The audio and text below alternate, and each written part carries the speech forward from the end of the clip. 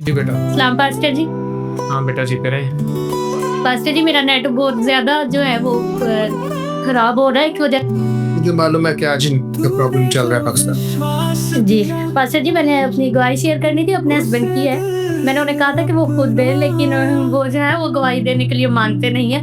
लेकिन मेरा ईमान है कि एक ना एक दिन जो है ना वो भी है, जब उनकी ज़िंदगी में और ज़्यादा मोज़ात होंगे ना तो वो भी गवाही देंगे।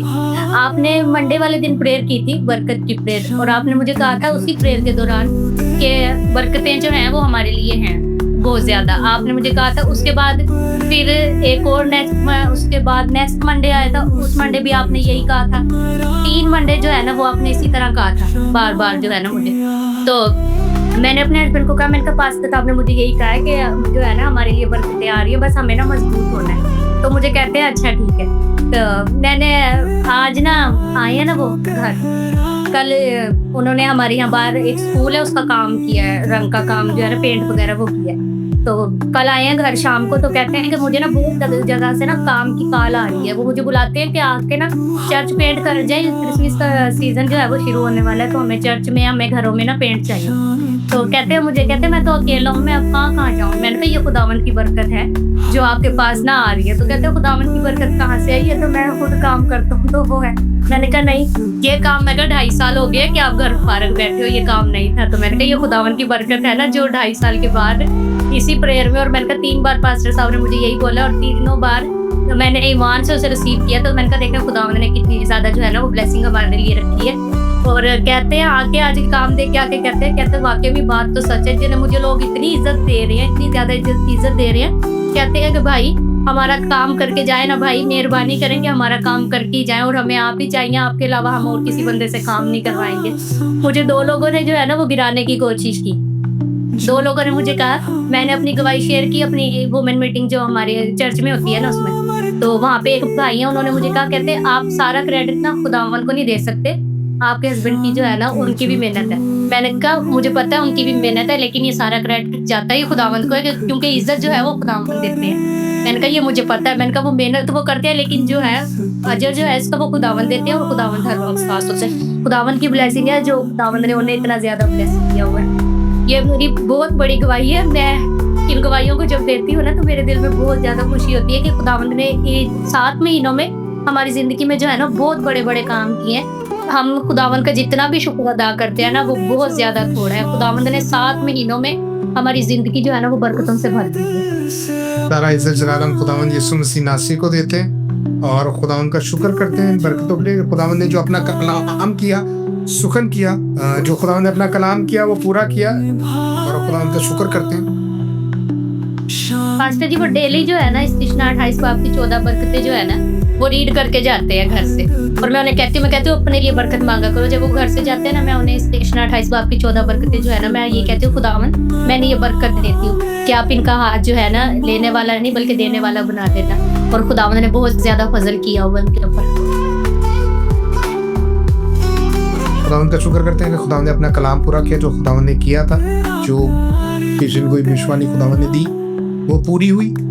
बेटा खुदावंद में आप बढ़ते चले जाओ, और खुदावंद आपको अपने जलाल के लिए कसरत से संभाले। आपको किसी ने कहा कि खुदावंद को सारा क्रेडिट नहीं दे सकते, चले एक आयत पढ़ते हैं, जरा देखते हैं, इसका जवाब लेना जरूरी है। बहन मोनिका निकालिएगा 1 कुरिन्थियों 15 अध्याय 9 और 10 आयत पढ़ेंगे। मैं उर्दू में पढ़ देता हूँ। पौलुस कहता है, क्योंकि मैं रसूलों में सबसे छोटा हूँ बल्कि रसूल कहलाने के लायक नहीं, इसलिए कि मैंने खुदा की कलीसिया को सताया था, लेकिन जो कुछ हूँ खुदा के फजल से हूँ, और उसका फजल जो मुझ पर हुआ वो बेफायदा नहीं हुआ, बल्कि मैंने उन सब से ज्यादा मेहनत की।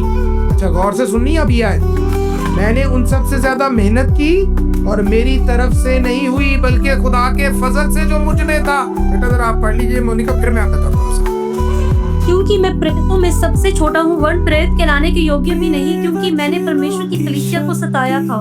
परंतु मैं जो कुछ भी हूँ परमेश्वर के अनुग्रह से हूँ, और उसका अनुग्रह जो मुझ पर हुआ वह व्यर्थ नहीं हुआ, परंतु मैंने उन सब से बढ़कर परिश्रम भी किया, तो भी ये मेरी ओर से नहीं हुआ परंतु परमेश्वर के अनुग्रह से जो मुझ पर था। मेहनत करने के लिए भी अनुग्रह चाहिए, फजल चाहिए। इसका फजल ही नहीं आप पे होगा तो आप मेहनत नहीं कर सकते हैं। हमारे में से कितने सारे ऐसे लोग हैं जो खुदा में बढ़ने के लिए कोशिश करते हैं और उनके लिए सबसे बड़ी रुकावट होती है नींद, सुस्ती, आलसीपन। अगर खुदावंद फजल ना दे, प्रभु अनुग्रह ना दे, तो आप नहीं कर सकते। तो बेटा ये जरा उन्हें पढ़ाइएगा जिन्होंने ये जवाब दिया, और उनको बोलिएगा कि अपने पास्टर साहब को बताएं कि आपको जरा तमीज से सिखाएं, अपनी नौकरी जो है ना उनको कि पूरी तरह जिम्मेदारी पूरी करें। जी पास्टर जी, और उनका पहले यही हाल था मेरे हस्बैंड का। हमारे घर में सब भी जानते कि वो जब सोते थे तो सोते ही रहते थे।